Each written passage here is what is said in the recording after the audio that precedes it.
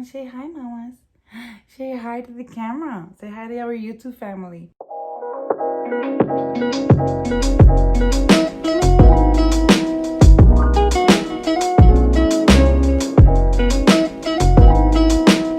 Hi guys, welcome back to my channel. I know it's been a long time. I haven't recorded a video in forever. Obviously, I'm not pregnant no more. I have my little princess here beside me. As you can see by the title of this video, I want you guys to meet my baby for the very first time. It's been a while. It's been about to be 3 months, but I've been holding off on putting this video up because I was enjoying this time with my baby, you know, because she's growing way too fast already. I tried to do this video when she just turned a month or 2 months. I think it was a month. I tried to record it with my husband, but the lighting was off because we didn't have our ring light. My kids were like a mess, a complete mess. They were just going crazy, so we kind of had to delete that video as well. Now that my son is not here, my husband's not here, I get to do this video in peace and my kids are relaxing and not here because they're crazy. I am so excited for this video. My daughter is here with us. I want you guys to meet my baby girl. Amaya Rose Tolentino. She's finally here, my princess. Look at those beautiful blue eyes like her daddy. Yeah, mamas. Yeah, she's finally here. I'm so excited. It's been such a dream. I don't know how to explain this like love I have. I mean, for all of my kids, but you know, having a little girl is just, I'm much more gentle, much more calm, and I don't know how to explain it. It's just like so girly. Everything's so girly. Even my room is like girly, like pink sheets, and her little bed is right there. But yeah, her name is Amaya Rose Tolentino. Let's start off by saying who named her. So her name, Amaya, my mother named her. Honestly, I was gonna name her Mila. I've always wanted a little, oh, she's a little fussy, my princess. I've always wanted a little girl named Mila Rose. Always, ever since I was pregnant with Jeremy. But times has changed. And I know a lot of women feel this way. But whenever you have your child inside of you, you just know what name fits best. And Mila was one that didn't fit her. I don't know how to explain it. I don't know how to explain like that feeling. It's just like, you know, you just know the name does not fit your baby. What's wrong, mamas? I think she's hungry. At first I chose Mila and she did not like it. She was just like, it sounds like the leche Milo. It's a Colombian drink, Milo. She was like, I don't like it. It sounds weird. And I was like, I love Mila. I'm gonna post this text message up that my mom, well, a WhatsApp chat, and we chose her name. She's like, how about Maya Rose Tolentino? And I loved it. And when she was explaining to me what the name meant, Maya means hija querida. It means desired daughter. So I just like, that name was perfect. You know, I have 2 boys and this is my first little girl. We finally have our little desired little daughters. The name fit best, Amaya. It's spelled A-M-A-I-A. And Rose, I chose Rose. I always thought she was going to be named Rose because my mother's named Rosana. I actually wanted to name her Rosana, Amaya Rosana. But then my son, what's up, mama? What's up? I had to do a little break because she was kind of hungry and I kind of really want to finish this video before my kids come. My son was just like, you know, I told him I like the name of Amaya Rose and he stuck with it. And like at the end, I was like, oh, how about Amaya Rosana? And he stuck with it. So he's like, nope, I want her to be named Amaya Rose. Also, that name, Rose, is also for my aunt who passed away a few years back, 9 years ago. And it just fit right. And now I'm going to tell you why it fit right. My aunt's death anniversary is June 1st. And my due date was May 29th. I passed my due date and I went into labor June 1st. And I had my daughter in June 1st. My daughter is born on the same day that my aunt Rosa death anniversaries. My labor and delivery story. I finally could tell this story. The day before I went into labor, I was in such a cranky mood. I was annoyed. I was pissed off at my husband. I was fighting with him for no reason. I was actually even telling him the worst things possible. Telling him like, you know, I don't want to do this no more. It was just such a rough time for me. Like my hormones level were up. I couldn't even stand him. I didn't want nothing to do with him. And at that moment, I was already feeling like, you know, I think it's going to be time. Like one of these days is going to be time because I already feel this way. My body was aching. I couldn't move. I couldn't like sit down. I couldn't lay down. I was just hurting because I had pelvic problems. during this pregnancy. It was like the hardest pregnancy ever and the worst delivery ever. So that night, I was already feeling kind of like annoyed and discomfort. So I went to sleep like around 1 o'clock, and then like by 5 o'clock, I always wake up to use the bathroom, and I was like, something's off. But I didn't want to stand up yet. At 5 o'clock, I did not want to stand up yet. I was like just laying down in bed, and I was so uncomfortable. I tried to go back to sleep. So I took a nap for like 30 to 40 minutes. I was kind of feeling like some electric shocks, and I was like so uncomfortable, so annoyed. And by 7 o'clock, I had like this just one little contraction that like just like I was like, oh, something's up, something's up, something's up. So I go to the bathroom and I use the bathroom, and I always check when I wipe.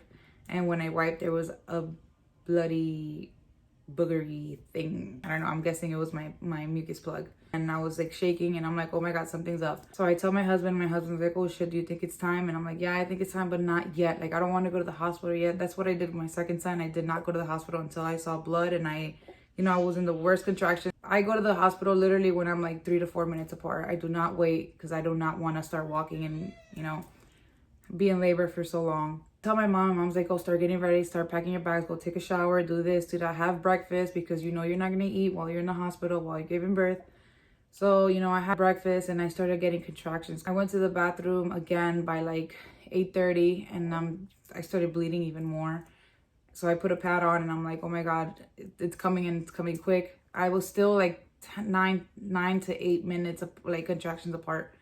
So I was like, I'm not leaving to the hospital until like I'm like literally in pain and I can't even fucking breathe, because I'm that type of person. I can handle pain. I don't care up to the last minute. So my mom went to go drop off my sister to work, and by like 9 o'clock, I was like, Mom, you know what? It's time to go. Like, I'm already 6 to 5 minutes apart. And she's like, go, because what if, you start getting contractions like back to back while you're in the highway, and, my hospital is like 20 minutes away from there. My mom was like, start packing your bags and leave. And I'm like, no, I don't want to leave without saying bye to you, because during this coronavirus, like, everything sucked. My labor and delivery was the most toughest because my mom wasn't there. Both my past pregnancies, my mother was there to assist me, and she was like the best support. And I think this was the toughest because she wasn't there.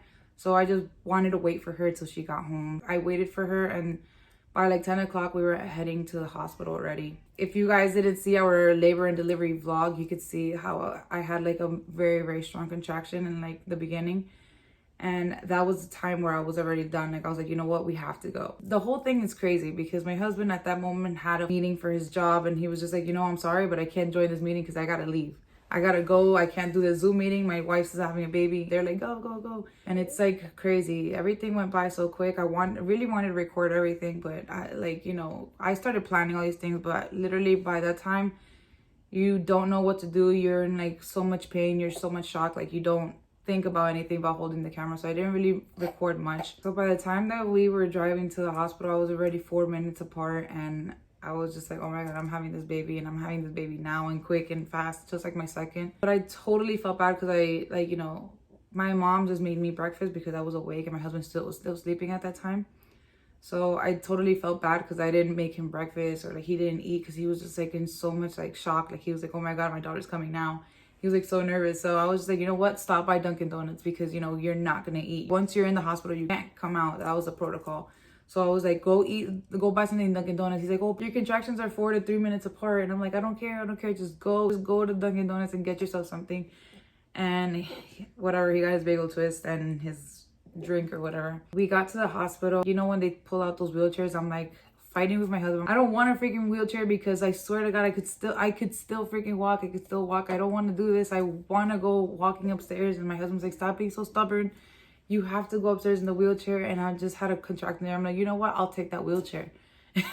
And the lady's like, oh, I knew you weren't going to pass these doors without a wheelchair. And so I waited in the wheelchair while my husband, because the protocols was like, nobody could touch your car either. We were in the middle of the pandemic at that time. I mean, we still are, but it was like horrible during the time I was giving birth. So he parked his car in the valet parking, and he came back and he brought me upstairs. When we got to registration, the lady's like, oh, can you stand over here so I can weigh you? Can I take your temperature? Can I take your vitals and everything? And I'm like, give me a second, I'm about to have a contraction. and I just started having a contraction, and it was the worst feeling in the world. It was like, that was like the strongest one. Like I couldn't even breathe. And they're like, you know what? She doesn't need anything. She can't stand out here. She's having this baby right now.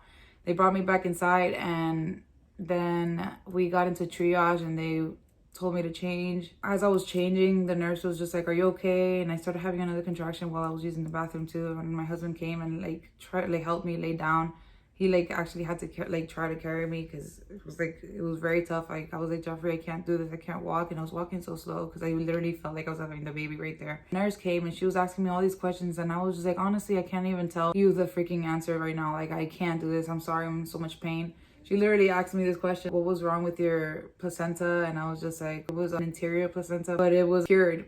Nothing's cured. Like I wasn't even thinking. I was like, I don't know what's cured or not. She's like, oh, so you mean it was resolved? I'm like, I don't know, I can't think right now, I'm in pain. I just like, you understand me? She's like, yeah, I understand you, I'm so sorry I'm asking you so much questions. They were asking me questions about registration too. I'm like, I can't think right now, like ask me later. My husband was just like there, like about to start arguing with these girls, because they were just like asking me so much freaking questions. And this nurse came, and she was like atendiéndome really good and stuff, and she was like awesome. Like before we were leaving to the delivery room, the nurse was just like, okay, this is the last time I'm gonna ask you, are you gonna get the epidural? You need the medicine because you're in so much pain. And I'm just like, I can't do it, I don't know. I promised my mom not to do it, because my mom always says, like, you could do this, you're a strong woman, you could do this. If I did it with 3 children, you could too. And she told my husband, she's like, you let her deliver this baby with epidural, me and you are not gonna freaking talk. So my husband's like, okay, I promise she's not gonna do it with the epidural. So he, like, while I was like in triage, they were like, do you need the epidural? And my husband's just like, no, she's not getting the epidural. And the nurse was like getting mad at him and getting mad at me, because I was like, I promise my mom. She's just like, this is your body, this is your baby, your delivery, and you do whatever you want. And I was like, you know what? No, I'm not gonna disappoint my mom. I was like, you know what? I could do it, because if I did it once, I could do it again.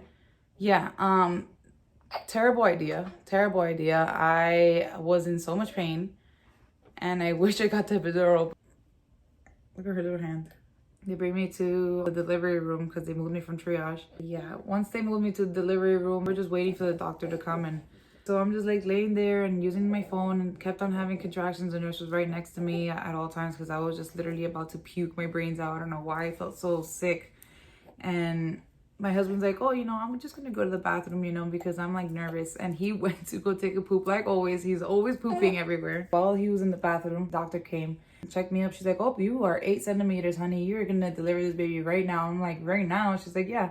I was like, but I'm 8 centimeters. I really can't tell you much about my labor and delivery story, because honestly, I was in so much shock. Every time I give birth, I can't remember literally a single thing, but because we did this video before, I kind of remember some parts of what my husband said. But like, I do remember literally like 30 minutes before I delivered my daughter, the doctor broke my water while my husband was in the bathroom. And my husband, while he's coming out, she's like looking at me, and the water's coming, and it's like coming fast. And like, she sees that I'm starting to like open up even more. And she's like, oh, you're 8 centimeters, but you know what? We're going to deliver this baby right now.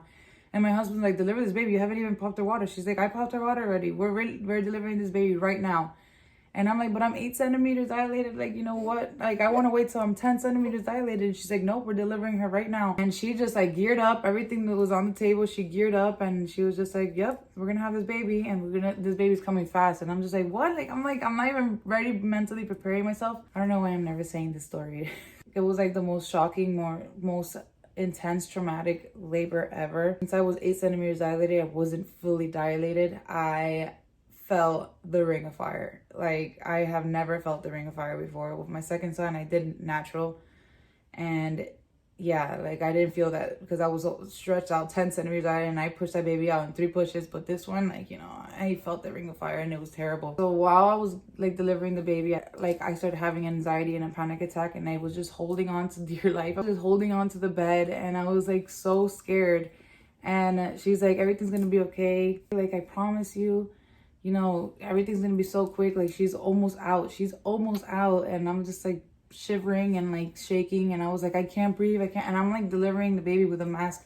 I couldn't breathe. Put the oxygen on me, and I'm just like, I still can't breathe. Like, please, can I take this mask off? And she's like, yes, just ripped it off. And I ripped it off of my face. Like, I couldn't do it no more. You know what sucks? When I'm like trying to record and I start forgetting what I'm about to say. While I'm recording, I start thinking about all these like things that I should say before I like forget. Since my mom wasn't there present, my husband decided to FaceTime my mom. And during that, she was just like, you know what? Why don't we FaceTime my mom and my dad, which is my grandparents. My husband's like, you know what? Let's just like tell everybody to get in this freaking FaceTime chat.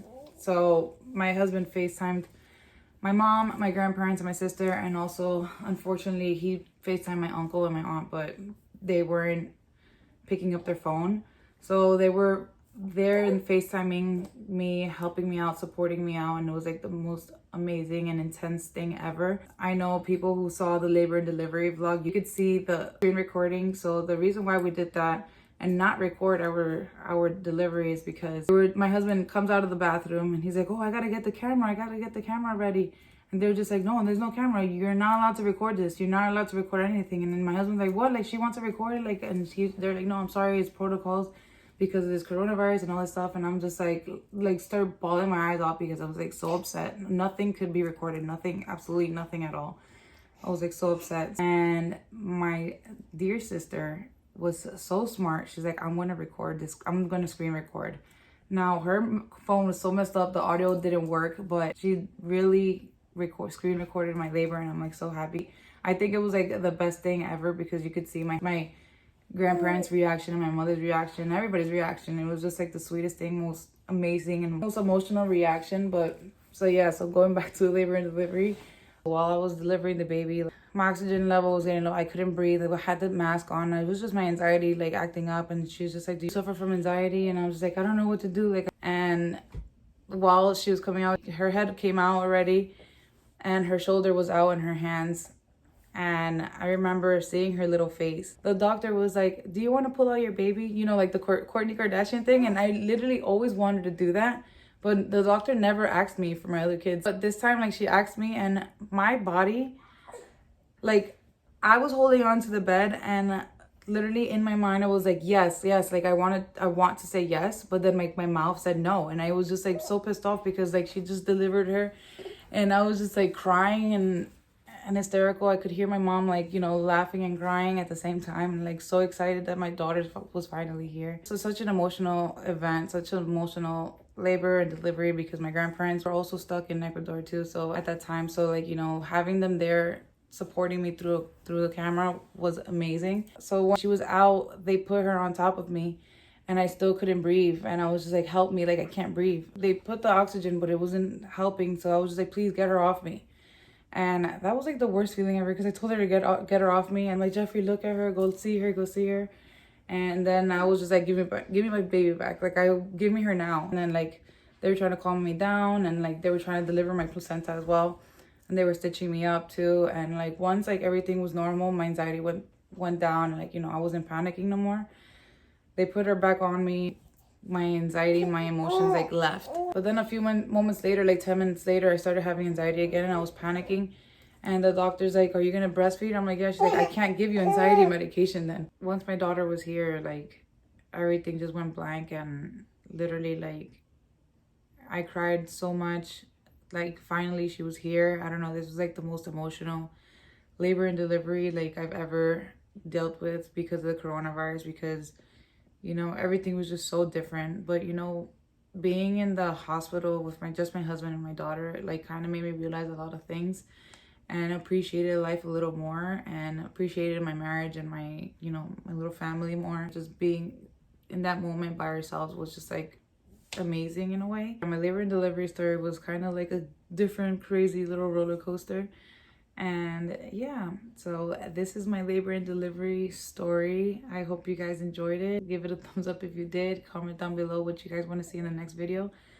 And yeah, don't forget to check out my labor and delivery vlog. It's up on our family channel, Tea Life. I would leave it right here or in the description box below. I feel like I left a lot of stuff, but you know, my husband's not here and I can't really remember much. But I hope you guys enjoyed this video, and I'll see you guys in the next video. Bye.